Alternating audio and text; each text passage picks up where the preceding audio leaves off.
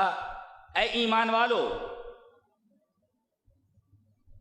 اپنے آپ کو اور اپنے بچوں کو، اہل و عیال کو جہنم کی آگ سے بچاؤ۔ یا ایھا الذین آمنوا قوا انفسکم واہلیکم نارا، اے ایمان والو تم خود کو اور اپنے اہل و عیال کو جہنم کی آگ سے بچاؤ۔ علی رضی اللہ تعالیٰ عنہ کا تفسیرہ کہ اپنے بچوں کو جہنم کی آگ سے کیسے بچائے۔ آپ کے داماد محترم حضرت علی کا تفسیرہ اس آیت کریمہ پر، علموہم وادبوہم، ان کو دین کی تعلیم دو اور صحیح ایٹیکیٹ سکھاؤ، صحیح ادب سکھاؤ ان کو۔ علموہم وادبوہم، ان کو دینی تعلیم دو اور ان کو ادب سکھاؤ۔ اگر تم نے سکھا دیا، حضرت علی فرما رہے تم نے اپنے بچوں کو جہنم کی آگ سے بچا لیا۔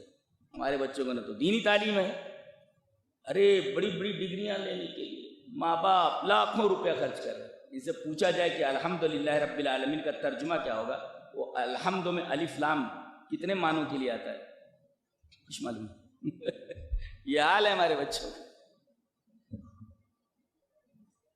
بڑا افسوس ہوتا ہے دیکھ کر۔